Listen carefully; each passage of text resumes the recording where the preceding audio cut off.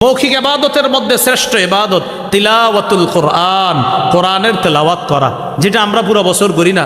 রমজানে আসলে 2-3 খতম পড়ে 27শে রমজান রাতে এশার নামাজের আগে ইমাম সাহেবের কামরায় গিয়ে দরজা নক করে, হুজুর আছেন? জি হুজুর, এই চিঠিটা রাখেন। তো হুজুরে খুইলা দেখে আমার দাদার জন্য 1 খতম, দাদির জন্য 1 খতম, নানির জন্য 1 খতম। হুজুর খতমগুলা বক্সায়া দিয়েন। কি করে দিয়েন? বক্সানো মানে হলো পৌঁছানো। বক্সানো মানে কি? না, আমার কথা হলো আপনি যে 27 দিন পড়লেন এগুলো কই ছিল এতদিন? না না, আপনি এটা সিরিয়াসলি নেন। আপনি যদি আমারে বুঝাই দিতে পারেন যে আপনি যে বক্সানোর দোয়াটা হুজুরের কাছে চাইলেন পৌঁছাই দে, তো এর মানে এর আগে পৌঁছে নাই, তো আগে কই ছিল এই যে পড়লেন এতদিন? যদি আমাকে বুঝাই দিতে পারেন তো আমি বলবো হ্যাঁ, এটা আমিও লিখবো, হুজুর আমি এরকম 1 খতম কোরআন পড়ছি, এটা একটু বক্সায় দিয়ে। আরে ভাই, আপনি যখন যেই নিয়তে পড়তেছেন আল্লাহ তো সেই নিয়ত তখনই পুরা করতেছে। আপনার দাদার জন্য পড়তেছেন বা সাথে সাথে আপনি হরফে হরফে সোয়াব যাচ্ছে দাদার কাছে। তাহলে আইসা আবার বলা কি বক্সানু? বক্সানু বলার অর্থ দাঁড়ায় এই 27 দিন হুজুর আমি যে পড়ছি এটা শুধু বাতাসে বাতাসে ঘুরতেছিল, আপনি বলার পরে যদি এটা যায়, না হয় যদি না যায়। এটা হলো প্রথম কথা। দ্বিতীয় কথা, এটা বলার পর বিবিরে বলে কোরআন রাইখা দাও গিলাফে উঠায়া, আগামী রমজানে আল্লাহ বাঁচায় রাখলে আবার দিবা, এটা রাইখা দে।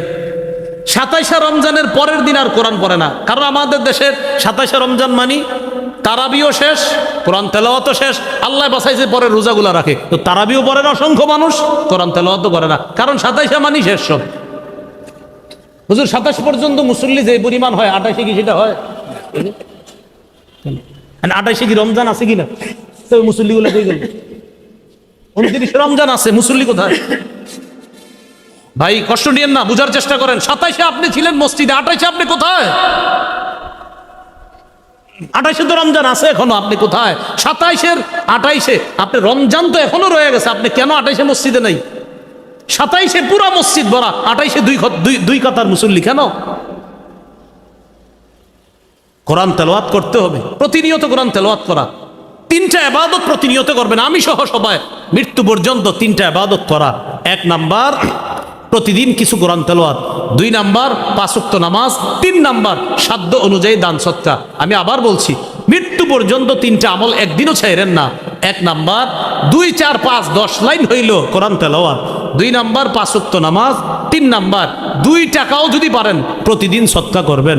সূরা ফাতিরের 30-31 নম্বর আয়াতে আল্লাহ বলেন, এটা আল্লাহর সাথে এমন এক ব্যবসা যে ব্যবসায় কোনো লস নাই, লাভ আর লাভ। ইন্নাল্লাযীনা ইয়াতলুনা কিতাবাল্লাহ ওয়া আকামুস সালাহ ওয়া আনফাকু মিম্মা রাযাকনাহুম সিররান ওয়া আলানিয়া ইয়ারজুনা তিজারাতান লান তাবুর। আল্লাহ বলেন, যারা নিয়মিত কোরআন তেলাওয়াত করবে, যারা নিয়মিত 5 ওয়াক্ত সালাত আদায় করবে, যারা আমার দেয়া রিজিক থেকে গোপনে প্রকাশ্যে দান করবে, তারা এমন ব্যবসার কামনা করে যে ব্যবসা লান তাবুর, কখনো ধ্বংস হবে না। এই ব্যবসা লাভজনক ব্যবসা, এটা লাভ আর লাভ। তাহলে বলেন তো নিয়মিত কয় আমল? কোরআন তেলাওয়াত, 5 ওয়াক্ত নামাজ আর সাধ্য অনুযায়ী দান সদকা। ভাই কোরআন তেলাওয়াত করেন, আপনাদের হাতে পায়ে ধরে বলি নিয়মিত কিছু কোরআন তেলাওয়াত করেন, আল্লাহ তৌফিক দান করেন। নাসাইর হাদিসে আসছে রাসূল সাল্লাল্লাহু আলাইহি সাল্লাম বলেন, ইকরাইল কোরআন ফি 40, ও উম্মত অন্তত 40 দিনে 1 খতম কোরআন পড়ো। কয় দিনে? সাহাবায়ে কেরাম 3 দিনে পড়তেন, 7 দিনে পড়তেন, কেউ 30 দিনে। 30 দিনে যদি 1 খতম পড়েন তাহলে প্রতিদিন 1 পারা। আর যদি 7 দিনে পড়েন 7 মঞ্জিলে পড়তে পারেন। প্রথম দিন পড়বেন সূরা মাইদা পর্যন্ত, দ্বিতীয় দিন সূরা ইউনুস পর্যন্ত, তৃতীয় দিন পড়বেন সূরা বনি ইসরাইল পর্যন্ত, এরপরে চতুর্থ দিন পড়বেন সূরা শুআরা পর্যন্ত, এরপরে পঞ্চম দিন পড়বেন সূরা ওয়াস-সাফফাত পর্যন্ত, ষষ্ঠ দিন সূরা কফ পর্যন্ত, সপ্তম দিন সূরা নাস পর্যন্ত। এ হলো 7 মঞ্জিলে 1 খতম। এটা মনে রাখার একটা সুন্দর সুরত আছে, ফামি বিশাউকিন, ফামি বিশাউকিন। এটা মনে রাখলে এটা সহজে মনে রাখবে। ফা মিম ইয়া বা শিন ওয়াও কফ, ফামি বিশাউকিন। ফা মানে সূরা ফাতিহা, এই সূরা ফাতিহা এটা ফা দ্বারা উদ্দেশ্য সূরা ফাতিহা। এরপরে মিম, ফামি, মিম দ্বারা সূরা মাইদা। এরপরে ইয়া দ্বারা সূরা ইউনুস। এরপরে বা দ্বারা সূরা বনি ইসরাইল। এরপরে শিন দ্বারা সূরা শুআরা। এরপরে ওয়াও দ্বারা ওয়াস-সাফফাত। এরপরে হলো আপনার কফ দ্বারা সূরা কফ, আর কফ থেকে তো শেষ পর্যন্ত সূরা নাস। অন্তরের আরেকটা ইবাদত আছে, বলেন আমার সাথে, লা ইলাহা ইল্লাল্লাহ বলেন আল্লাহ ছাড়া কোনো ইলাহ নাই, এই কথা অন্তরে বিশ্বাস করা নাম হলো ঈমান। বলেন লা ইলাহা ইল্লাল্লাহর বিশ্বাস অন্তরের ইবাদত। মাশাআল্লাহ। বলেন তো বিশুদ্ধ নিয়ত কিসের ইবাদত? ইখলাস কিসের ইবাদত? লা ইলাহা ইল্লাল্লাহর এই বিশ্বাসটা কিসের ইবাদত? এটা বুঝে আসে বোবা মানুষকে জিজ্ঞাসা করেন, বোবা যারা কথা বলতে পারে না, ওরে বিভিন্ন মাধ্যমে জিজ্ঞাসা করবেন আল্লাহর কথা, ওই আপনার এইভাবে বলবে আল্লাহ ছাড়া কোনো ইলাহ নাই, আপনি এরকম বলবে, ও দেখাই দিবে এভাবে যে আমি মুখে বলতে পারতেছি না, আমি এখানে বিশ্বাস করি আল্লাহ ছাড়া কোনো ইলাহ নাই। সুবহানাল্লাহ। বোবা মানুষ আপনারে বলে দিবে। সহিহ বুখারীর বর্ণনা 44 নম্বর হাদিস। এই হাদিসের মধ্যে আসছে ইয়াখরুজু মিনান নার মান কানা ফি কলবিহি মিসকালু যাররাতিন মিন খাইরিন, মিসকালু ওয়াজনু শাঈরাতিন মিন খাইর, মিসকালু ওয়াজনু বুররাতিন মিন খাইর, মিসকালু ওয়াজনু যাররাতিন মিন খাইর। এই খাইর দ্বারা উদ্দেশ্য মিন ঈমান, যার অন্তরে সরিষার দানা পরিমাণ, জব পরিমাণ, গম পরিমাণ ঈমান থাকবে, এই ব্যক্তি কোনো অপরাধের কারণে জাহান্নামের সাজা ভোগ করলেও একদিন জাহান্নাম থেকে বের হয়ে ওই পিওর লা ইলাহা ইল্লাল্লাহর বিশ্বাস অন্তরে সামান্য পরিমাণ থাকার কারণেও আল্লাহ তাকে একদিন জান্নাত দান করবেন। আমরা জানি ইবাদত কয় মাধ্যমে করি? 5। 1 নাম্বার কি দিয়ে? কলব দিয়ে। এইগুলো কলবের আলোচনা। 2 আল ইবাদাতু বিল ফামি বা বিল লিসান, মুখ দিয়ে ইবাদত করি, এটাকে বলে মৌখিক ইবাদত। মৌখিক ইবাদতের মধ্যে শ্রেষ্ঠ ইবাদত তিলাওয়াতুল কোরআন, কোরআনের তেলাওয়াত করা, যেটা আমরা পুরো বছর করি না। রমজানে আসলে 2-3 খতম পড়ে 27শে রমজান রাতে এশার নামাজের আগে ইমাম সাহেবের কামরায় গিয়ে দরজা নক করে, হুজুর আছেন? জি হুজুর এই চিঠিটা রাখেন। তো হুজুরে খুইলা দেখে আমার দাদার জন্য 1 খতম, দাদির জন্য 1 খতম, নানির জন্য 1 খতম। হুজুর খতমগুলা বক্সায়া দিয়েন। কি করে দিয়েন? বক্সানো মানে হলো পৌঁছানো। বক্সানো মানে কি? না, আমার কথা হলো আপনি যে 27 দিন পড়লেন এগুলো কই ছিল এতদিন?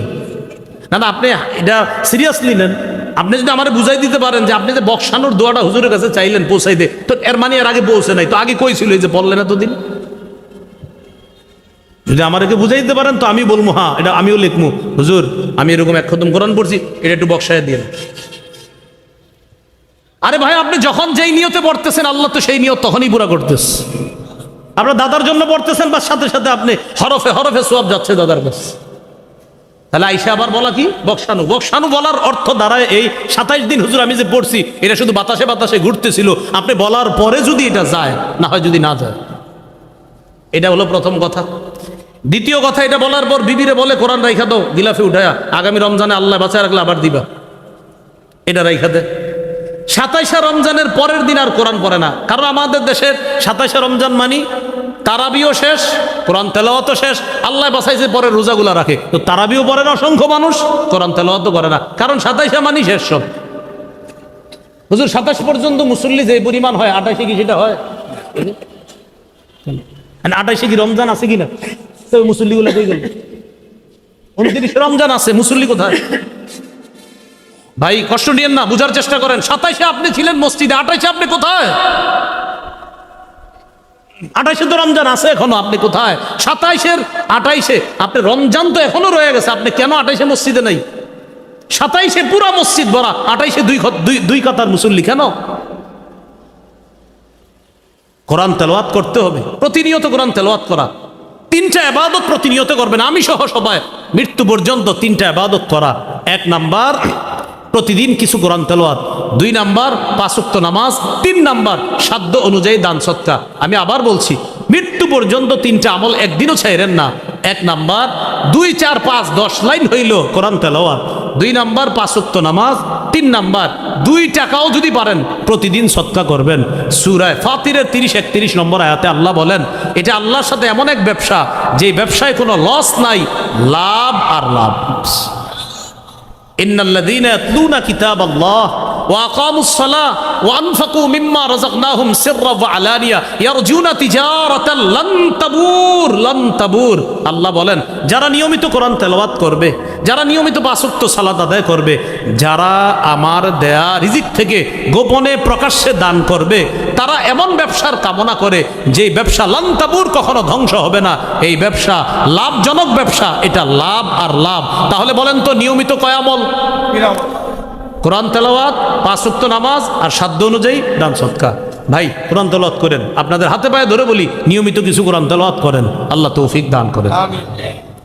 নাসাইর হাদিসে আসছে রাসূল সাল্লাল্লাহু আলাইহি সাল্লাম বলেন ইকরাইল কুরআন ফি 40, ও উম্মত অন্তত 40 দিনে এক খতম কোরআন পড়ো। কয় দিনে? সাহাবায়ে কেরাম 3 দিনে পড়তেন, 7 দিনে পড়তেন, কেউ 30 দিনে। 30 দিনে যদি এক খতম পড়েন তাহলে প্রতিদিন এক পারা।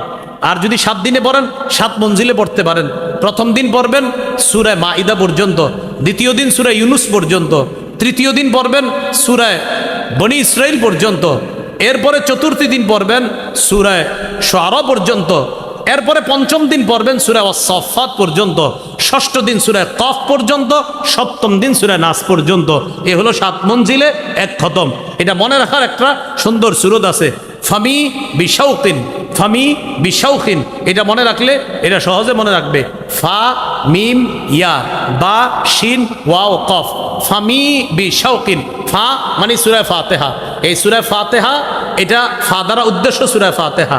এরপরে মিম, ফামি, মিম দ্বারা সূরা মাইদা। এরপরে ইয়া, ইয়া দ্বারা সূরা ইউনুস। এরপরে বি, বা দ্বারা সূরা বনি ইসরাইল। এরপরে শিন, শিন দ্বারা সূরা শুআরা। এরপরে ওয়াও, ওয়াও দ্বারা ওয়াস-সাফাত। এরপরে হলো আপনার কফ, কফ দ্বারা সূরা কফ। আর কফ থেকে তো শেষ পর্যন্ত সূরা নাস। এই 7 দিনে এক খতম কোরআন পড়া, এটা 7 মঞ্জিল। যদি 3 পারা করে পড়েন তাহলে 10 দিনে এক খতম, 1 পারা করে পড়লে 30 দিনে এক খতম। আর নবীজি বলছেন উম্মত এটা না পারলেও 40 দিনে এক খতম কোরআন পড়ো।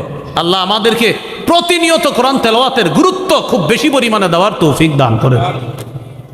তাহলে মৌখিক ইবাদত কোরআন তেলাওয়াত করা, তিলাওয়াতুল কোরআন, কোরআন তেলাওয়াত।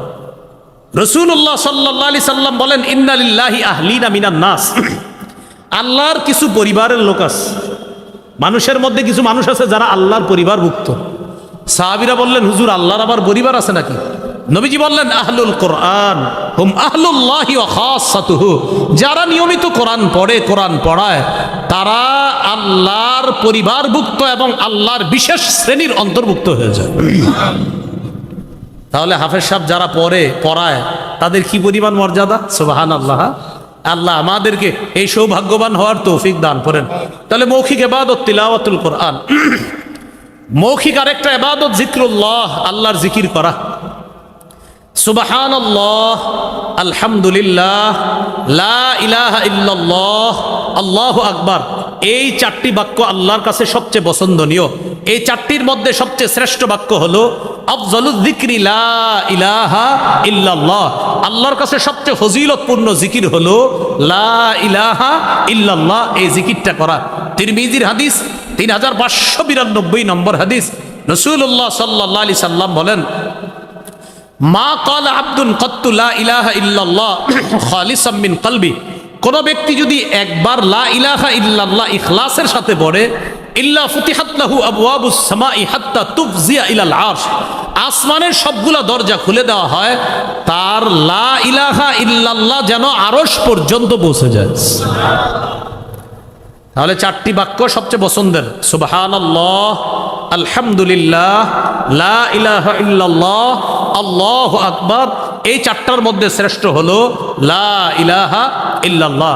প্রিয় মুসলমান ভাইয়েরা, সামনে এমন একটা সময় আসবে আমাদের দেশে, যেই সময় অনেক মানুষ চা দোকানদের সামনে রাত 1টা-2টা পর্যন্ত শুধু শুধু বসে থাকবে। আপনারা এই বসে যাওয়ার মধ্যে যাবেন না, অনর্থক কথাগুলোর মধ্যে যাবেন না। মুমিনদের একটা সিফাত, রহমানের বান্দাদের একটা সিফাত হলো ওয়াইদা মাররু মাররু বিল লাগবি কিরামা। মুমিনের বান্দা, আল্লাহর নির্বাচিত মুমিন বান্দা যারা, তাদের অনেকগুলা বৈশিষ্ট্যের মধ্যে একটা হলো মাররুবিল লাগবি কিরামা, অনর্থক কোনো মজলিসের পাশ দিয়ে যখন যায় তখন তারা ভদ্রতার সাথে এই মজলিস পাশ কাটায়া তারা চলে যায়, সেখানে তারা বসে না। কিছুদিন পরে দেখবেন ছোট্ট ছোট্ট ঘরের মতো বানায়া অনেক মানুষ রাত 1টা 2টা পর্যন্ত অনর্থক কথাবার্তার মধ্যে লিপ্ত থাকবে। চা দোকানের সামনে বৈশা এমন এমন কথা বলবে, ওর কথায় মনে হবে এশিয়া মহাদেশ সে চালানোর যোগ্য। দেখবেন অনেক মানুষ বৈশা বলবে, হুজুর একটু কথা আছে আপনার সাথে কি? এইভাবে যদি হয় তাহলে কেমন হয়, মানে হের কথায় মনে হয় পুরো এশিয়া মহাদেশের দায়িত্ব হেরে দেওয়া উচিত ছিল, কিন্তু বৈশা রয়েছে পলাশবাড়ি টং দোকানের সামনে। তার কথাবার্তা কি এরকম যে না, আবার কিছু মানুষের কথাবার্তা এমন যে না, সে পুরা অর্ধজাহান পরিচালনার যোগ্যতা রাখে, কারণ তার চোখে পুরা দুনিয়ার সব সিস্টেম ভুল, অমুকে ভুল অমুকে ভুল, ও এইভাবে করলে কাজটা ঠিক ছিল, ওইভাবে করলে এরপরে আরো যা আছে ইত্যাদি করতে থাকবে, মানে ও সারা যা আছে সব ভুল। এগুলো আপনারে বুঝাবে। আমি বুঝাইতে চাইলাম অনর্থক গাল গল্পে আপনি বসেন না, আপনি আড্ডাবাজিতে যান না, সময়গুলা কাজে লাগান, সময়গুলা কাজে লাগান। আল্লাহ তৌফিক দান করেন। তাহলে একটা হলো তিলাওয়াতুল কোরআন মুখের ইবাদত, আরেকটা হলো জিকরুল্লাহ মুখের ইবাদত, আরেকটা আছে মৌখিক ইবাদত, যেটা একটু আগে আমি কলবের ইবাদতে বলছি। বলেন তো কি? লা ইলাহা ইল্লাল্লাহ, এটা মুখে স্বীকার করা মুখের ইবাদত, আর অন্তরে বিশ্বাস করা অন্তরের ইবাদত। যেটা আগে বলছি মুখে স্বীকার করা এটা মৌখিক একটা শ্রেষ্ঠ ইবাদত, লা ইলাহা ইল্লাল্লাহ। মৌখিক আরেকটা ইবাদত আছে সত্য কথা বলা। এশার নামাজের আগে কে যেন এই বিষয় নিয়ে আলোচনা করতেছিলেন, যিনি আলোচনা করতেছিলেন তিনি এই আলোচনার মধ্যে এটাও বলছে সত্য কথা বলা। বাকি আগে পরে তিনি কি আলোচনা করতে জানি না, ওই সত্য কথা বলা এই কথাটা আমি গেটে ঢুকার সময় শুনছি। আলহামদুলিল্লাহ, আচ্ছা যাই হোক, মানে এতটুকু আমি শুনছি। বস সত্য কথা বলা এটা মৌখিক ইবাদত, সত্য কথা বলা মৌখিক ইবাদত। এজন্য আমার সাথে একটা সবক আমরা পড়ি সবাই, বলেন পারলে ভালো কথা বলবো, না পারলে চুপ থাকবো, চুপ থাকতে না পারলে ঘুমায় থাকবো। আপনি কথা বললে সত্য কথা বলবেন, এরপরে সত্য কথা যদি বলতে না পারেন চুপ থাকবেন। ইবলিস এসে খোঁচাবে, আপনি তখন ইবলিসরে বলি, ইবলিস তুমি খোঁচাও না, দাঁড়া, আবার যদি খোঁচাও ঘুমায় যাবো, ঘুমায় যাবে। তাহলে বললে সত্য কথা, না বললে চুপ। এরপরে ইবলিস যদি না আপনার চুপ থাকতে দিবেই না, আল্লাহ আল্লাহুম্মা বিসমিকা আমুতু ওয়া আহইয়া, দাঁড়াও, তুমি আমার ঝামেলা করবা, আমি ঘুমায় যাব, ওরে চান দিবেন না। মনে থাকবে? এটাই রাসূল সাল্লাল্লাহু আলাইহি সাল্লাম বলেছেন, মান কানা ইউমিনু বিল্লাহি ওয়াল ইয়াউমিল আখির, তার কথা, তার আঘাত তার কথার মাধ্যমে, তার হাতের মাধ্যমে কোনো মুমিনকে যেন কষ্ট না দেয়, ফালা ইউজি জারা, প্রতিবেশীকে যেন কষ্ট না দেয়, এমন কথা মুখ দিয়ে না বলা যে প্রতিবেশী কষ্ট পায়, হাত দিয়ে প্রতিবেশীকে কষ্ট না দেওয়া। এরপর রাসূল সাল্লাল্লাহু আলাইহি সাল্লাম বলেছেন, ফালইয়াকুল খায়রা, সে যেন বললে ভালো কথা বলে, আউল ইয়াসমুদ, অথবা সে যেন চুপ থাকে। তা আমি বললাম, আপনি যদি চুপ থাকেন, নবীজি সাল্লাল্লাহু আলাইহি সাল্লাম বলেন, মান সামাতা নাজা, যে চুপ থাকলো সে মুক্তি পেয়ে গেল। কিন্তু ইবলিস আপনাকে চুপ থাকতে দিচ্ছে না, তখন কি করবেন? আল্লাহুম্মা বিসমিকা আমুতু। মনে থাকবে নি টেকনিকটা? তাহলে বলেন, পারলে ভালো কথা, না পারলে চুপ। যদি ইবলিস চুপ থাকতে না দেয়, আল্লাহ আমাদেরকে কথাগুলো মনে রাখার তৌফিক দান করেন। তিলাওয়াতুল কোরআন মুখের ইবাদত, জিকরুল্লাহ মুখের ইবাদত, লা ইলাহা ইল্লাল্লাহ স্বীকার করা এটা মুখের শ্রেষ্ঠ একটা ইবাদত, সত্য কথা বলা মুখের ইবাদত। হাদিসে আছে, এই জামানায় যদি কেউ উঠতে বসতে ক্রয় বিক্রয় সদা সর্বদা সত্য কথা বলে, হাত্তা ইয়াকুনা ইনদাল্লাহ ওয়া ফি রিওয়ায়া ইউকতাবা ইনদাল্লাহি সিদ্দিকা, আল্লাহর কাছে তার নামটা আবু বকরের নাম যেমন সিদ্দিক, ওই ব্যক্তির নাম এই জামানায় আল্লাহর খাতায় সিদ্দিক বলে লিপিবদ্ধ হয়ে যাবে। তাহলে সদা সর্বদা কি বলবো? সত্য কথা, এটা মুখের ইবাদত। 3 নাম্বার আল ইবাদাতু বিল জাসাদ, শারীরিক ইবাদত। 1 নাম্বার গেল কলবের ইবাদত। ওলামা হযরতরা অন্যরা বলেন, কলবের ইবাদতের একটা দৃষ্টান্ত বলেন তো কেউ? নিয়ত করা, মাশাআল্লাহ। আরেকটা বলেন তো? ইখলাস। আরেকটা বলেন তো? হ্যাঁ, লা ইলাহা ইল্লাল্লাহর বিশ্বাস, মাশাআল্লাহ। মৌখিক ইবাদতের একটা দৃষ্টান্ত বলেন। আচ্ছা, মাশাআল্লাহ, সত্য কথা বলা, ঠিক আছে। আর মাশাআল্লাহ তিলাওয়াতুল কোরআন, আরেকটা জিকরুল্লাহ, আরেকটা লা ইলাহা ইল্লাল্লাহর স্বীকৃতি, এটা মুখের শ্রেষ্ঠ একটা ইবাদত। 3 নাম্বার আল ইবাদাতু বিল জাসাদ, শারীরিক ইবাদত। শারীরিক ইবাদত কি? মাশাআল্লাহ, একটু আগে আমরা যেটা করছি, আসসালাহ, নামাজ পড়া, এটা শারীরিক ইবাদতের মধ্যে শ্রেষ্ঠ একটা ইবাদত, নামাজ পড়া।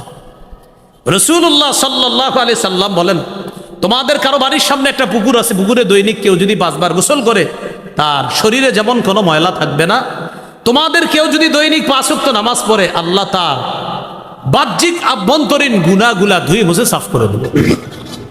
এই জন্য আমার সাথে একটা কথা আমরা সবাই বলি, বলেন হাজারো ব্যস্ততার মাঝে একটি কাজ সর্বাধিক গুরুত্ব দিব, নামাজ। আবার হাজারো ব্যস্ততার মাঝে একটি কাজ সর্বাধিক গুরুত্ব দিব, নামাজ। বলেন বিয়ের দিনে, ঈদের দিনে নামাজকেও গুরুত্ব দিব। এটা কেন বললাম বিয়ের দিন, ঈদের দিন? ঈদের দিন হ্যাঁ নামাজ পড়ে না, কি নামাজ পড়ে না কেন? আজকে ঈদের দিন, হাসি দিয়া বলে ঈদের দিন, তো ঈদের দিন নামাজ পড়বেন না? আর যদি আল্লাহ দিছে যদি কোরবানির ঈদের দিন যদি হয়,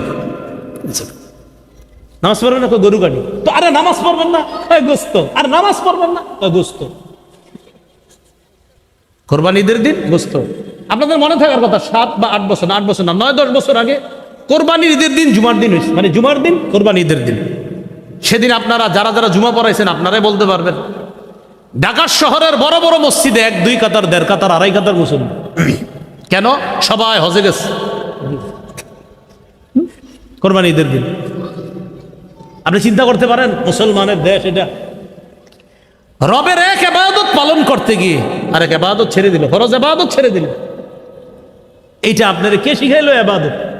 কোরবানি ইবাদত কার জন্য করছি? তো আপনি নামাজ ছাড়লেন কেন? এটা গেল ঈদের দিনের কথা। আর বিয়ের দিন বরযাত্রী কন্যারই উঠায় নেয়, নামাজের সময় হয়, নামাজ পড়বেন। কি ঘটনা কি? নামাজ পড়বেন? হ্যাঁ নতুন বউ তো, নতুন বউ কি হয়েছে? নামাজ পড়বেন না? মেকআপ নষ্ট হয়ে যাবে, নামাজ পড়া না। আমি মুসলিম দেশের কথা বলছি, অন্য দেশের না। মেকআপ নষ্ট হয়ে যাবে, নামাজ পড়ে না, কোন ধরনের কথা? আর বউয়ের সাথে আরো অনেকে থাকে না, তারাও তো মেকআপ করে। এই মেকআপের কারণে যে আপনি সাজে বিভিন্ন জায়গায় গিয়ে, তো তাদের সাজ নষ্ট হবে, এই জন্য নামাজ আজকে নামাজ। নাউজুবিল্লাহ, ইন্না লিল্লাহি ওয়া ইন্না ইলাইহি রাজিউন। এটা কেমন কথা হলো? এটা আপনার নামাজ নষ্ট করতেছে কেন? সৌন্দর্যতা নষ্ট হয়ে যাবে। আপনি কার সাথে খেলা করতেছেন? আপনি কোন রবের, যে রবের নাম নিয়ে 2টা নতুন জীবন শুরু হচ্ছে, সেই রবের সাথে আপনি নাফরমানি করছেন, আপনার সৌন্দর্যতা নষ্ট হয়ে যাবে। আপনি বিয়ের দিন নামাজ পড়বেন না, ঈদের দিন নামাজ পড়বেন না, এটা কোন ধরনের কথা? তাহলে ভাই কথাটা লিখে রাখবেন খাতায়, হাজারো ব্যস্ততার মাঝে একটা কাজ সর্বাধিক গুরুত্ব দেওয়া। কি? পড়ার টেবিলের সামনে, চেয়ারে যে টেবিলটায় বসে আপনি অফিসের কাজ করেন, ওই টেবিলটার সামনে লিখে রাখবেন, আমার হাজারো ব্যস্ততার মাঝে একটি কাজ যেন কখনো ভুলে না যাই, আমার রবের স্মরণে নামাজ পড়া, এটা যেন আমি ভুলে না যাই। আপনার চেয়ারটায় যেটাতে বসে আপনি চাকরি করেন ভাই, ওটা ওখানে লিখে রাখেন। পড়ার টেবিলে ছাত্র ভাই সামনে লিখে রাখেন, আমার হাজারো ব্যস্ততার মাঝে আমার রবকে যেন আমি ভুলে না যাই, এই কথাটা আপনি মাথায় রাখেন। এইগুলো শারীরিক ইবাদত। 4 নাম্বার আল ইবাদাতু বিল মাল, অর্থ সম্পদের ইবাদত। এটাকে বলে আর্থিক ইবাদত। যেমন যাকাত দেওয়া শ্রেষ্ঠ একটা আর্থিক ইবাদত। এই ইবাদতটা যারা অতীতে করেন নাই, হিসাব পাতি করে অতীতের বকেয়া যাকাতগুলা দিয়ে দিবেন। মুফতি সাহেবরা আছে মঞ্চে, ওনাদের সাথে কথাবার্তা বলবেন পরবর্তীতে, হুজুর আগে যাকাত দেই নেই, এগুলা কিভাবে হিসাব বের করব? স্থানীয় ওলামায়ে কেরাম যারা, তাদের সাথে বসে অতীতের বকেয়া যাকাত বের করবেন। আমাদের দেশের মানুষ 2টি ফরজ বিধানে উদাসীন, একটা হলো যাকাত আর একটা হলো হজ। ফরজ বিধান 2টা, একটা হলো যাকাত আর একটা হজ। যাকাত এটা মানে অনেকে মনে করে কি 1 লাখ টাকা যাকাত, 10,000, 20,000, 30,000 টাকার যাকাত দেয়, মাশাআল্লাহ তাও দিচ্ছে, অনেকে তো দেয় না। সে ভাবে কি এটা আমার। মনে রাখবেন, যাকাত যোগ্য যেই জিনিসটা এটা আপনার না। 40 ভাগের 39 ভাগ আপনার, 1 ভাগ আপনার না। ওই 1 ভাগের দায়িত্ব আল্লাহ আপনাকে দিছে, বান্দা ওটা আমি তোমারে দিছি দায়িত্ব। ওই যে শ্রেণী আছে, খাত আছে, ওদেরকে তুমি দিয়ে দাও। 39 ভাগ তোমারে দিছি, আরেক ভাগের আমি তোমারে দেই নাই, তুমি এটা দিয়ে দাও।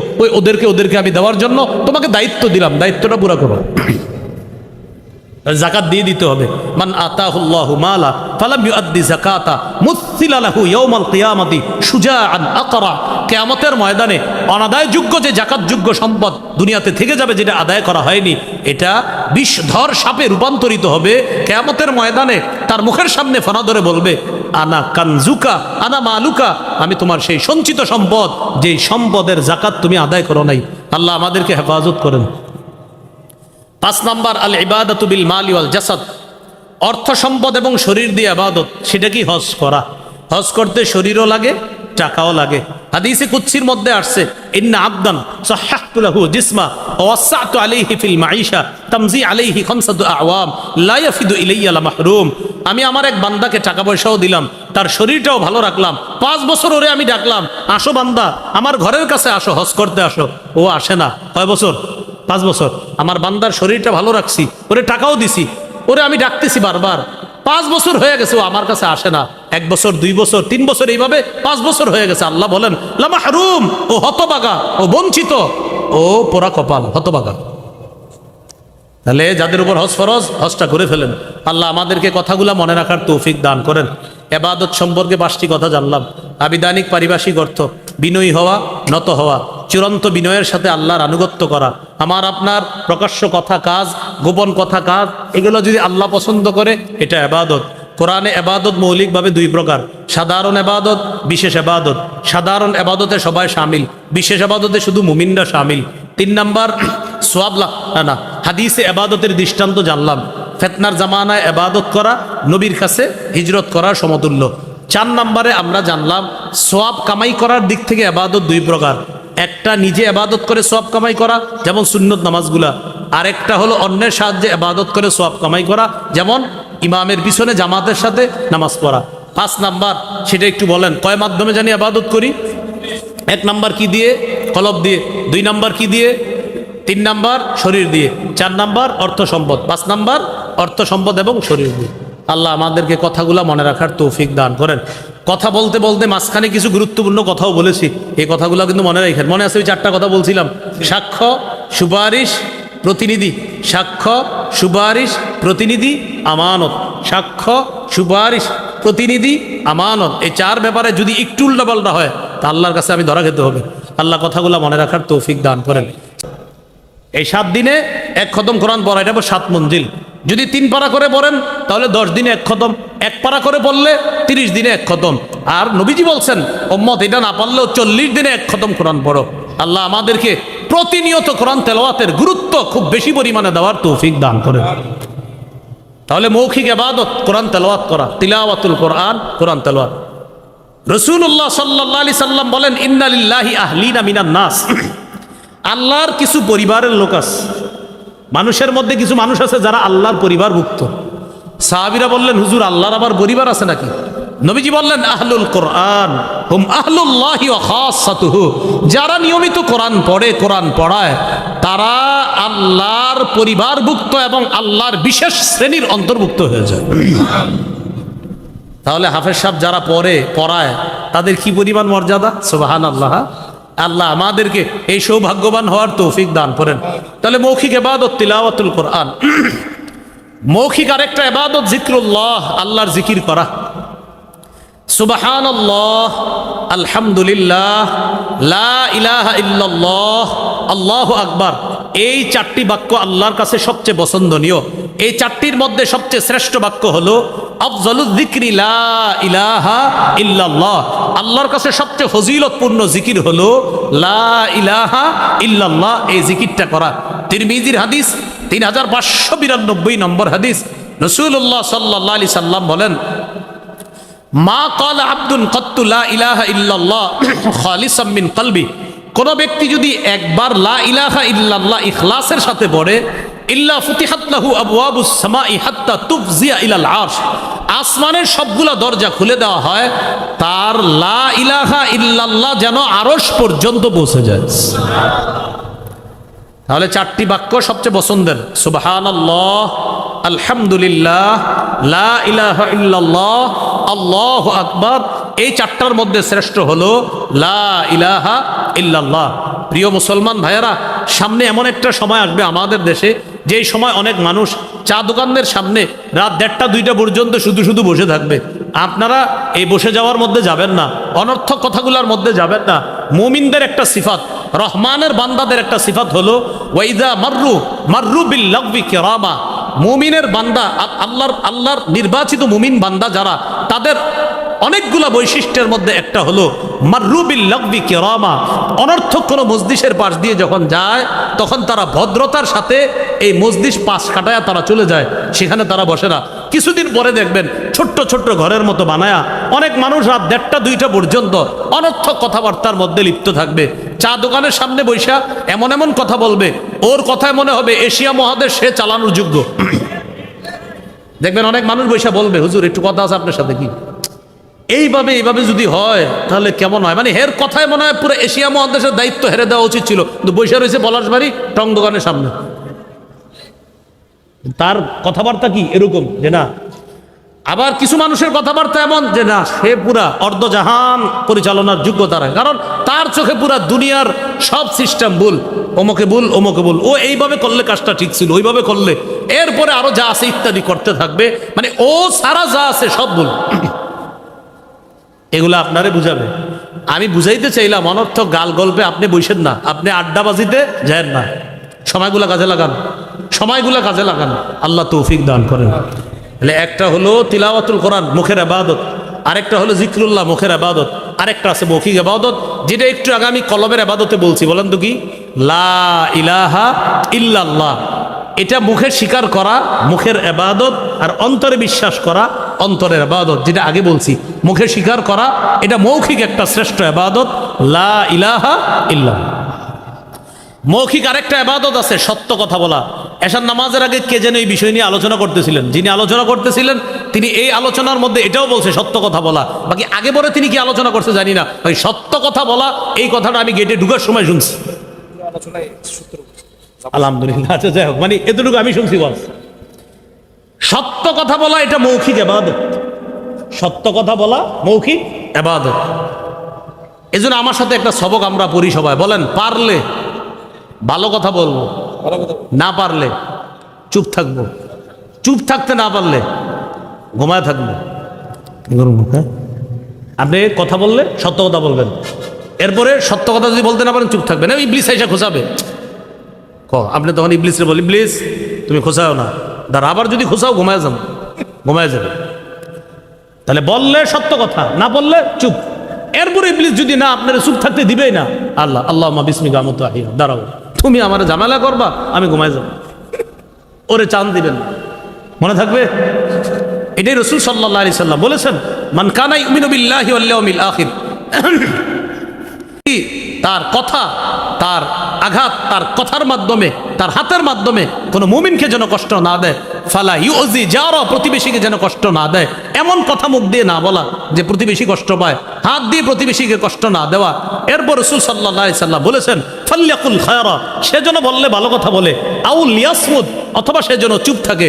তা আমি বললাম, আপনি যদি চুপ থাকেন, নবীজি সাল্লাল্লাহু আলাইহি সাল্লাম বলেন, মান সামাতা নাজা, যে চুপ থাকলো সে মুক্তি পেয়ে গেল। কিন্তু ইবলিস আপনাকে চুপ থাকতে দিচ্ছে না, তখন কি করবেন?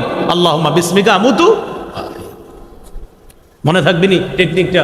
তাহলে বলেন, পারলে ভালো কথা, না পারলে চুপ। যদি ইবলিস চুপ থাকতে না দেয়, আল্লাহ আমাদেরকে কথাগুলো মনে রাখার তৌফিক দান করেন। তিলাওয়াতুল কোরআন মুখের ইবাদত, জিকরুল্লাহ মুখের ইবাদত, লা ইলাহা ইল্লাল্লাহ স্বীকার করা এটা মুখের শ্রেষ্ঠ একটা ইবাদত, সত্য কথা বলা মুখের ইবাদত। হাদিসে আছে, এই জামানায় যদি কেউ উঠতে বসতে ক্রয় বিক্রয় সদা সর্বদা সত্য কথা বলে, হাত্তা ইয়াকুনা ইনদাল্লাহ ওয়া ফি রিওয়ায়া ইউকতাবা ইনদাল্লাহি সিদ্দিকা, আল্লাহর কাছে তার নামটা আবু বকরের নাম যেমন সিদ্দিক, ওই ব্যক্তির নাম এই জামানায় আল্লাহর খাতায় সিদ্দিক বলে লিপিবদ্ধ হয়ে যাবে। তাহলে সদা সর্বদা কি বলবো? সত্য কথা, এটা মুখের ইবাদত। 3 নাম্বার আল ইবাদাতু বিল জাসাদ, শারীরিক ইবাদত। 1 নাম্বার গেল কলবের ইবাদত। ওলামা হযরতরা অন্যরা বলেন, কলবের ইবাদতের একটা দৃষ্টান্ত বলেন তো কেউ? নিয়ত করা, মাশাআল্লাহ। আরেকটা বলেন তো? ইখলাস। আরেকটা বলেন তো? হ্যাঁ, লা ইলাহা ইল্লাল্লাহর বিশ্বাস, মাশাআল্লাহ। মৌখিক ইবাদতের একটা দৃষ্টান্ত বলেন। আচ্ছা, মাশাআল্লাহ, সত্য কথা বলা, ঠিক আছে। আর মাশাআল্লাহ তিলাওয়াতুল কোরআন, আরেকটা জিকরুল্লাহ, আরেকটা লা ইলাহা ইল্লাল্লাহর স্বীকৃতি, এটা মুখের শ্রেষ্ঠ একটা ইবাদত। 3 নাম্বার আল ইবাদাতু বিল জাসাদ, শারীরিক ইবাদত। শারীরিক ইবাদত কি? মাশাআল্লাহ, একটু আগে আমরা যেটা করছি আসসালাহ, নামাজ পড়া, এটা শারীরিক ইবাদতের মধ্যে শ্রেষ্ঠ একটা ইবাদত, নামাজ পড়া। রাসূলুল্লাহ সাল্লাল্লাহু আলাইহি সাল্লাম বলেন, তোমাদের কারো বাড়ির সামনে একটা পুকুর আছে, পুকুরে দৈনিক কেউ যদি 5 বার গোসল করে তার শরীরে যেমন কোনো ময়লা থাকবে না, তোমাদের কেউ যদি দৈনিক 5 ওয়াক্ত নামাজ পড়ে আল্লাহ তার বাহ্যিক আভ্যন্তরীণ গুনাহগুলা ধুয়ে মুছে সাফ করে দেবে। এই জন্য আমার সাথে একটা কথা আমরা সবাই বলি, বলেন হাজারো ব্যস্ততার মাঝে একটি কাজ সর্বাধিক গুরুত্ব দিব, নামাজ। আবার হাজারো ব্যস্ততার মাঝে একটি কাজ সর্বাধিক গুরুত্ব দিব, নামাজ। বলেন বিয়ের দিনে, ঈদের দিনে নামাজকেও গুরুত্ব দিব। এটা কেন বললাম বিয়ের দিন, ঈদের দিন? ঈদের দিন হ্যাঁ নামাজ পড়ে না, কি নামাজ পড়ে না কেন? আজকে ঈদের দিন, হাসি দিয়া বলে ঈদের দিন, তো ঈদের দিন নামাজ পড়বেন না? আর যদি আল্লাহ দিছে, যদি কোরবানির ঈদের দিন যদি হয়, নামাজ পড়বেন না? গরু কাটি তো, আরে নামাজ পড়বেন না? গোস্ত। আর নামাজ পড়বেন না? গোস্ত। কোরবানি ঈদের দিন গোস্ত। আপনাদের মনে থাকার কথা 7 বা 8 বছর, 8 বছর না, 9-10 বছর আগে কোরবানির ঈদের দিন জুমার দিন হয়েছে, মানে জুমার দিন কোরবানি ঈদের দিন। সেদিন আপনারা যারা যারা জুমা পড়াইছেন আপনারাই বলতে পারবেন, ঢাকা শহরের বড় বড় মসজিদে 1-2 কাতার, 1.5 কাতার, 2.5 কাতার মুসলমান। কেন? সবাই হজে গেছে কোরবানি ঈদের দিন। আপনি চিন্তা করতে পারেন, মুসলমানের দেশ এটা, রবের এক ইবাদত পালন করতে গিয়ে আরেক ইবাদত ছেড়ে দিল, ফরজ ইবাদত ছেড়ে দিল। এইটা আপনারা কে শিখাইলো? ইবাদত। কোরবানি ইবাদত কার জন্য করছি? তো আপনি নামাজ ছাড়লেন কেন?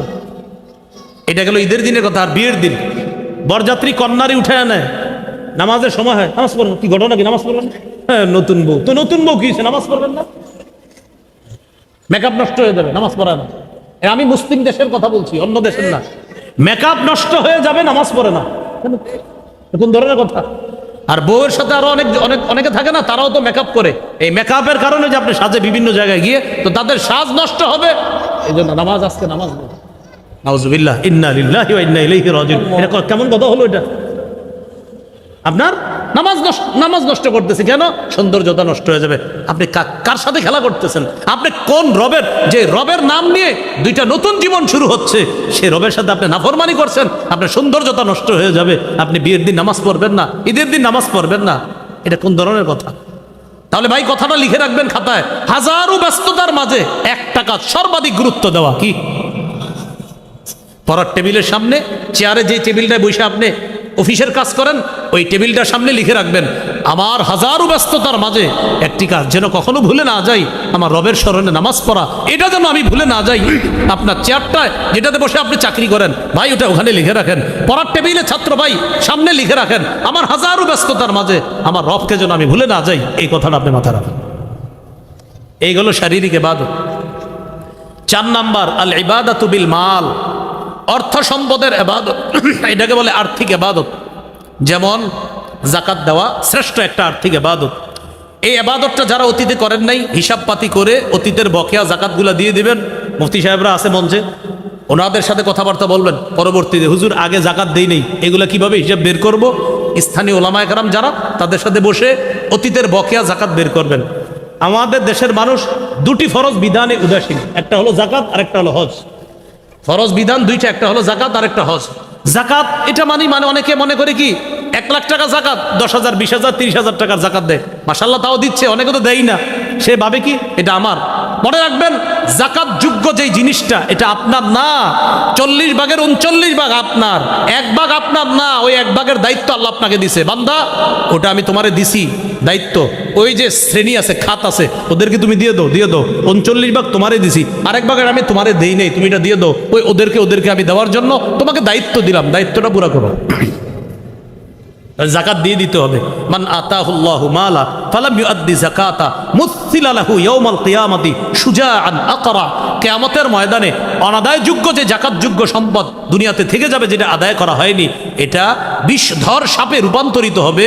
কিয়ামতের ময়দানে তার মুখের সামনে ফানা ধরে বলবে, আনা কানজুকা আনা মালুকা, আমি তোমার সেই সঞ্চিত সম্পদ, যেই সম্পদের যাকাত তুমি আদায় করো নাই। আল্লাহ আমাদেরকে হেফাজত করেন। 5 নাম্বার আল ইবাদাতু বিল মালি ওয়াল জাসাদ, অর্থ সম্পদ এবং শরীর দিয়ে ইবাদত। সেটা কি? হজ করা। হজ করতে শরীরও লাগে, টাকাও লাগে। হাদিসে কুদসির মধ্যে আসছে, ইন্না আবদান সাহহাতু লাহু জিসমা ওয়া ওয়াসআতু আলাইহি ফিল মাঈশা তামজি আলাইহি খামসাতু আওয়াম লা ইয়াফিদু ইলাইয়া লা মাহরুম। আমি আমার এক বান্দাকে টাকা পয়সাও দিলাম, তার শরীরটাও ভালো রাখলাম, 5 বছর ওরে আমি ডাকলাম, আসো বান্দা আমার ঘরের কাছে আসো, হজ করতে আসো। ও আসে না। কয় বছর? 5 বছর আমার বান্দার শরীরটা ভালো রাখছি, ওরে টাকাও দিছি, ওরে আমি ডাকতেছি বারবার, 5 বছর হয়ে গেছে ও আমার কাছে আসে না। 1 বছর, 2 বছর, 3 বছর, এইভাবে 5 বছর হয়ে গেছে। আল্লাহ বলেন লামাহরুম, ও হতবাগা, ও বঞ্চিত, ও পোড়া কপাল, হতবাগা। তাহলে যাদের উপর হজ ফরজ, হজটা করে ফেলেন। আল্লাহ আমাদেরকে কথাগুলা মনে রাখার তৌফিক দান করেন। এবাদত সম্পর্কে 5টি কথা জানলাম। আবিধানিক পারিভাষিক অর্থ: বিনয়ী হওয়া, নত হওয়া, চূড়ান্ত বিনয়ের সাথে আল্লাহর আনুগত্য করা। আমার আপনার প্রকাশ্য কথা কাজ, গোপন কথা কাজ, এগুলো যদি আল্লাহ পছন্দ করে এটা এবাদত। কোরআনে এবাদত মৌলিকভাবে 2 প্রকার: সাধারণ এবাদত, বিশেষ এবাদত। সাধারণ এবাদতে সবাই শামিল, বিশেষ এবাদতে শুধু মুমিনরা শামিল। 3 নাম্বার সোয়াব না, হাদিসে এবাদতের দৃষ্টান্ত জানলাম। ফিতনার জামানায় এবাদত করা নবীর কাছে হিজরত করার সমতুল্য। 4 নম্বরে আমরা জানলাম সোয়াব কামাই করার দিক থেকে এবাদত 2 প্রকার: একটা নিজে এবাদত করে সোয়াব কামাই করা, যেমন সুন্নত নামাজগুলা, আর একটা হলো অন্যের সাহায্যে এবাদত করে সোয়াব কামাই করা, যেমন ইমামের পিছনে জামাতের সাথে নামাজ পড়া। 5 নাম্বার, সেটা একটু বলেন, কয় মাধ্যমে জানি এবাদত করি? 1 নাম্বার কি দিয়ে? কলব দিয়ে। 2 নাম্বার কি দিয়ে? 3 নাম্বার শরীর দিয়ে। 4 নাম্বার অর্থ সম্পদ। 5 নাম্বার অর্থ সম্পদ এবং শরীর দিয়ে। আল্লাহ আমাদেরকে কথাগুলা মনে রাখার তৌফিক দান করেন। কথা বলতে বলতে মাঝখানে কিছু গুরুত্বপূর্ণ কথাও বলেছি, এই কথাগুলো কিন্তু মনে রাখেন। মনে আছে ওই 4টা কথা বলছিলাম: সাক্ষ্য, সুপারিশ, প্রতিনিধি। সাক্ষ্য, সুপারিশ, প্রতিনিধি, আমানত। সাক্ষ্য, সুপারিশ, প্রতিনিধি, আমানত। এই 4 ব্যাপারে যদি একটু উল্টাপাল্টা হয় তা আল্লাহর কাছে আমি ধরা খেতে হবে। আল্লাহ কথাগুলো মনে রাখার তৌফিক দান করেন। সুবহানাল্লাহি ওয়া বিহামদিহি, সুবহানাকাল্লাহুম্মা ওয়া বিহামদিক, আশহাদু আল্লা ইলাহা ইল্লা আনতা আস্তাগফিরুকা ওয়া আতুবু ইলাইক।